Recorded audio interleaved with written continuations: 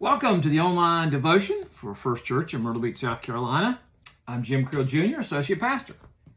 I've been reading a book by A.W. Tozer, The Dangers of a Shallow Faith. And in it, he discusses bondage to legalistic forms and bondage to traditions. And it provoked my thought about how do we perceive worship in light of legalism and tradition.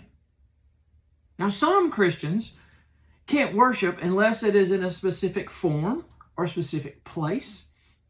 If you're brought up praying kneeling, do you have difficulty praying standing up? If you were brought up praying standing up, could you do it laying down? Our form, our posture, the phrases become formulaic with little basis in Scripture for the rigidity, the bondage that we place upon worship. 2 Corinthians 3:17 states, "Now the Lord is the Spirit, and where the Spirit of the Lord is, there is freedom." We have freedom.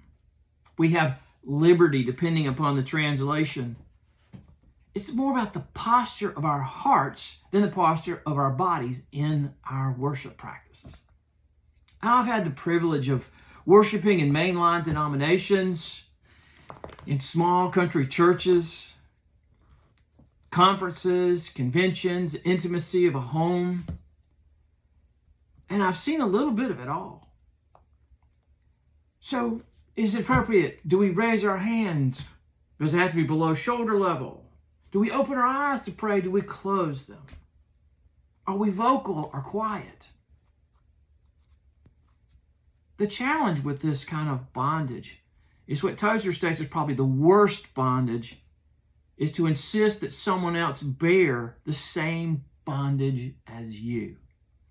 Jesus Christ has freed us from bondage. He's freed us to do His will. Why go back into bondage? What is it that sets you off in worship? What bothers you? Do you give them the side eye? We don't do that around here. How do you express your love in worship? Give it some thought. More importantly, why? Jesus Christ has freed us from bondage. Let's not let the angle of our praying hands have to be 45 degrees to be effective. Find it in Scripture and I'll buy it. But Scripture supports standing, kneeling with raised hands, laying down prostrate on the ground. One of the most holy moments that I have had a part of is when I was a team leader or discussion leader with Bible Study Fellowship. And the leadership team met early morning on Fridays. And so you had 10 to 12 of us in a circle on the floor, kneeling, maybe on all fours, bringing our prayer concerns to the Lord. It was a beautiful demonstration of not just our posture, but the posture of our hearts.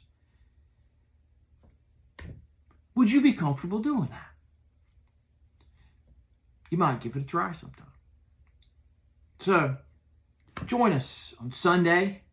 We'd love to have you join us for our contemporary or our traditional worship service at 10 o'clock, either in person or online. We've got both options. So on behalf of the ministry team, the social ministry team at First Church, we want to encourage you to follow Jesus and share Him with others.